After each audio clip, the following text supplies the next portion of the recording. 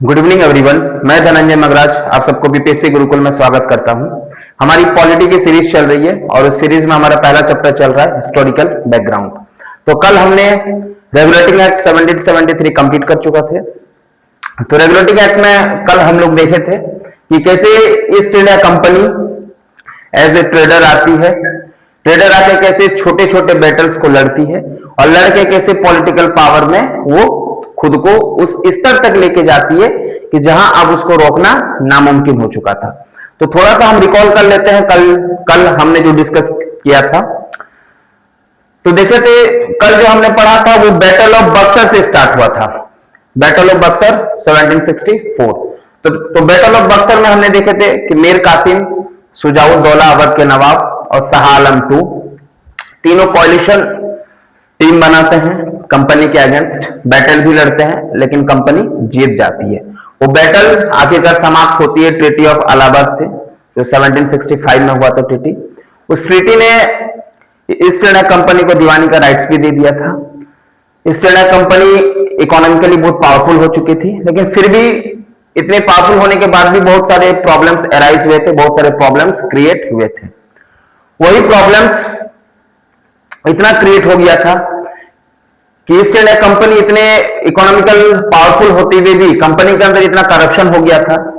Company के officials private trade कर रहे थे, एक्सप्लॉयटेशन कर रहे थे। बंगाल फैमिन भी हम कल डिस्कस किए थे, बंगाल फैमिन के भी बारे में कि बंगाल में भूखमरी की अवस्था आ गई थी। उसके बावजूद भी कंपनी 1 मिलियन पाउंड डेट में चला गया था। तो जब कंपनी 1 मिलियन पाउंड डेट को खत्म करने के लिए जब ब्रिटिश पार्लियामेंट के पास जाती है, ब्रिटिश पार्लियामेंट से उधार मांगने, तो ब्रिटिश पार्लियामेंट भी एकदम शॉक्ड हो जाता है कि इतना रेवेन्यू जनरेट करने के बावजूद भी ईस्ट इंडिया कंपनी इतना बड़ा डेट में कैसे चला गया। तो ईस्ट इंडिया कंपनी को रेगुलेट या मॉनिटर करने के लिए ब्रिटिश पार्लियामेंट इंट्रोड्यूस करती है रेगुलेटिंग एक्ट 1773। तो कल हम लोग रेगुलेटिंग एक्ट में देख चुके थे कैसे गवर्नर ऑफ बंगाल को गवर्नर जनरल ऑफ बंगाल में चेंज कर दिया गया, जो वारेन हेस्टिंग थे पहले governor general. Governor of general को असिस्ट करने के लिए 4 मेंबर्स ऑफ काउंसिल इंट्रोड्यूस किया गया। उसके साथ साथ कंपनी के जितने भी प्राइवेट ऑफिसर्स थे सबको प्राइवेट ट्रेड बंद कर दिया गया, गिफ्ट्स एक्सेप्ट करने से मना कर दिया गया, वगैरह वगैरह। तो रेगुलेटिंग एक्ट कल हम देखे थे। रेगुलेटिंग एक्ट इंट्रोड्यूस करने के बावजूद भी रेगुलेटिंग एक्ट में बहुत सारा खामियां थी, बहुत सारे शॉर्ट कमिंग्स थे। उस शॉर्ट कमिंग्स को सॉर्ट आउट करने के लिए दोबारा ब्रिटिश पार्लियामेंट पास करती है एक्ट ऑफ सेटलमेंट 1781। तो अब देखेंगे कि एक्ट ऑफ सेटलमेंट का जरूरत क्यों पड़ा। एक्ट ऑफ सेटलमेंट 1781 लाने का पीछे कारण क्या था, उसको हम अभी डिस्कस करेंगे। तो पहले देखेंगे कि why act of settlement is needed. Act of settlement का जरूरत क्यों था। There was a problem in regulating act 1773। इसका जरूरत इसलिए था कि रेगुलेटिंग एक्ट में बहुत सारे प्रॉब्लम्स थे। क्या क्या थी कि हम लोग पहले भी पढ़े थे कि गवर्नर जनरल को असिस्ट करने के लिए 4 मेंबर काउंसिल का एक बॉडी बनाया गया था। उसके साथ साथ सुप्रीम कोर्ट को भी इंट्रोड्यूस किया गया था उस एक्ट में। तो the act did not clarify the respective jurisdiction of governor general council and supreme court. तो गवर्नर जनरल काउंसिल को पावर दिया था कि एग्जीक्यूटिव जो भी परफॉर्मेंस आप परफॉर्म कीजिएगा, एग्जीक्यूटिव जो भी काम है वो परफॉर्म करेंगे। उसके साथ साथ सुप्रीम कोर्ट को भी ये पावर मिल गया था कि वो भी अपना जुरिस्डिक्शन अपने एरिया पे, जो भी एरिया उसके अंडर आती है उस एरिया में कर सकती है। लेकिन ये एक्ट ये क्लेरिफाई नहीं किया था कि गवर्नर जनरल ऑफ काउंसिल का जुरिस्डिक्शन कहां तक रहेगा और सुप्रीम कोर्ट का जुरिस्डिक्शन कहां तक रहेगा। कभी कभी ये देखने को मिल जाता था कि गवर्नर जनरल ऑफ काउंसिल जब ऑफिशियल्स टैक्स कलेक्ट करने जाते थे, जब जबरदस्ती टैक्स कलेक्ट करते थे, तो सुप्रीम कोर्ट उसके ऊपर रोक लगा देती थी कि आप जबरदस्ती एक्सप्लॉइट करके टैक्स नहीं ले सकते हैं। तो इसमें ईस्ट इंडिया कंपनी और सुप्रीम कोर्ट के बीच क्या हो जाता था, कंफ्लिक्ट हो जाता था कि आप मेरे दायरे पे क्यों आप अपना जुरिस्डिक्शन आप लगा रहे हो। तो इसमें बार बार कंफ्लिक्ट हो जाता था। कंपनी बोलती थी, कंपनी के ऑफिसर्स बोलती थी कि हम कंपनी के एडमिनिस्ट्रेशन के अंडर आते हैं, आपका कोई हक नहीं बनता कि आप हमारे एडमिनिस्ट्रेशन के ऊपर जुरिस्डिक्शन सुनाए। तो वैसे ही कंपनी और सुप्रीम कोर्ट के बीच में कंफ्लिक्ट स्टार्ट हो जाता था। तो जब कंफ्लिक्ट स्टार्ट हुआ तो उसके साथ साथ और भी कई सारे इंपॉर्टेंट इशू भी खड़े हुए। जैसे हम देख रहे हैं कि इंडियन सोसाइटी उस टाइम पे Hindu law, Muslims laws, custom traditions, Hindu को ट्रीट किया जाता था हिंदू लॉ के अनुसार, मुस्लिम्स को ट्रीट किया जाता था मुस्लिम्स लॉ के अनुसार, और इंडियंस के बहुत सारे कस्टम्स भी थे और ट्रेडिशन भी थे। इंडियन सोसाइटी तो था बहुत ही डाइवर्स था, उस टाइम भी डाइवर्स था और अभी भी डाइवर्स ही है एकदम। तो उस डाइवर्सिफिकेशन में इस इंडिया कंपनी और सुप्रीम कोर्ट को समझ में नहीं आता था। क्या नहीं आता था? सुप्रीम कोर्ट को यह समझ नहीं आता था कि क्या इंग्लिश लॉ इंडियन पीपल के ऊपर लागू होगा। अगर इंडियन पीपल अगर कोई भी क्राइम करते हैं या कुछ भी करते हैं, क्या उसके ऊपर इंग्लिश लॉ लागू होगा? यह सबसे बड़ा क्वेश्चन था जो रेगुलेटिंग एक्ट 1773 पे क्लैरिफाई नहीं किया गया था। उसके साथ साथ और क्या क्या इश्यूज थे? उसके साथ साथ इश्यूज थे कि क्या ये इंग्लिश लॉ क्या कंपनी के एडमिनिस्ट्रेशन में भी लागू होगा। हालांकि कंपनी अभी तो ब्रिटेन में नहीं थी, कंपनी इंडिया में थी, इंडिया में ट्रेड कर रही थी, तो कंपनी को इंडियन लॉ के अनुसार कंपनी को मतलब सुप्रीम कोर्ट जुरिस्डिक्शन सुनाए या इंग्लिश लॉ के अनुसार सुप्रीम कोर्ट जुरिस्डिक्शन सुनाए, ये भी क्लेरिफाई 1773 पे नहीं किया गया था। तो उस इशू को सॉर्ट आउट करने के लिए ब्रिटिश पार्लियामेंट एक सेटलमेंट एक्ट इंट्रोड्यूस करती है जिसका नाम है एक्ट ऑफ सेटलमेंट 1781। तो नेक्स्ट हम देखते हैं कि एक्ट ऑफ सेटलमेंट में क्या क्या प्रोविजंस थे, क्या क्या शॉर्टकमिंग्स था रेगुलेटिंग एक्ट 1773 में, जो एक्ट ऑफ सेटलमेंट उसको सॉर्ट आउट करता है। आगे जाके वही देखेंगे।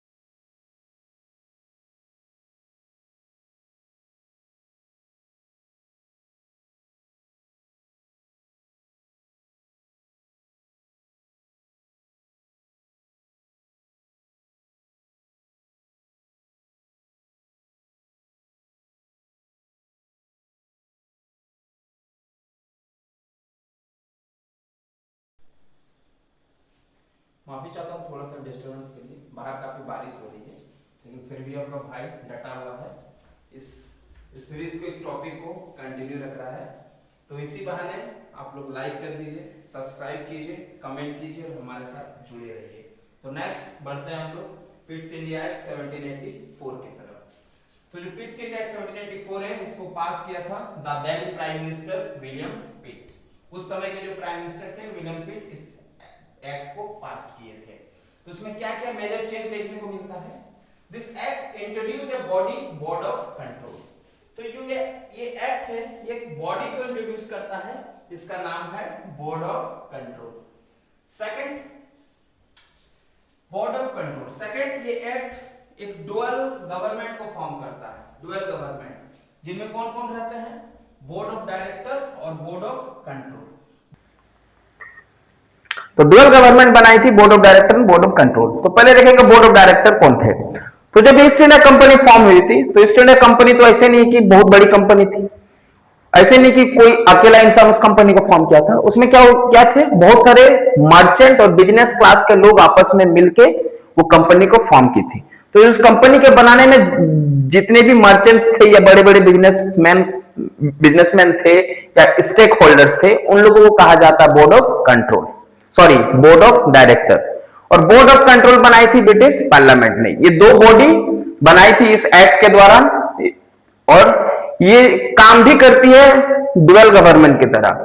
तो इससे क्या फायदा हुआ कि हम पहले ही पढ़े थे कि 1773 रेगुलेटिंग एक्ट में कंपनी सेंट्रलाइजेशन की तरफ आगे बढ़ रही थी। वो कंपनी का फर्स्ट स्टेप था टुवर्ड्स द सेंट्रलाइजेशन।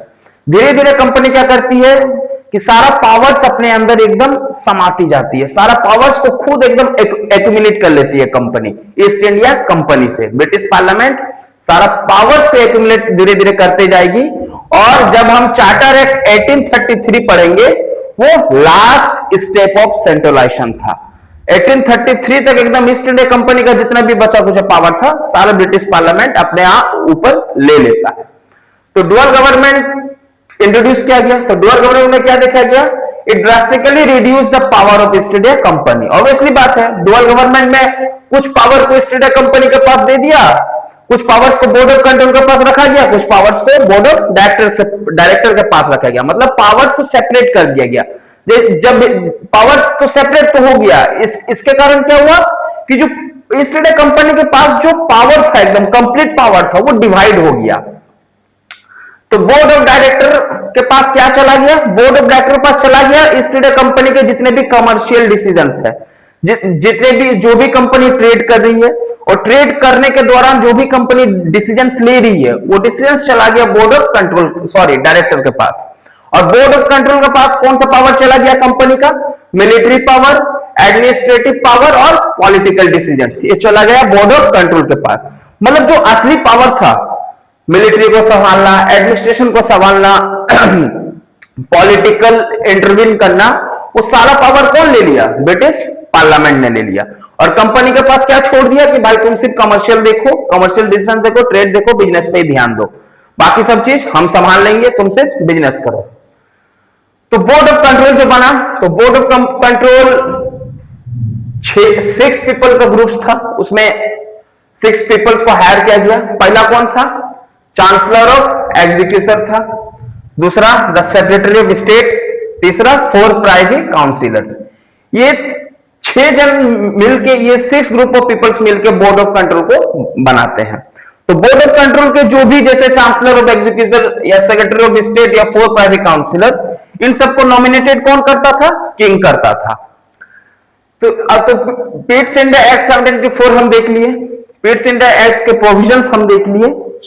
इसके बाद हम नेक्स्ट क्लास में देखेंगे, कल को देखेंगे चार्टर एक्ट 1793, जो हर चार्टर को 20 इयर्स के लिए ब्रिटिश पार्लियामेंट एक्सटेंड करते जाता है।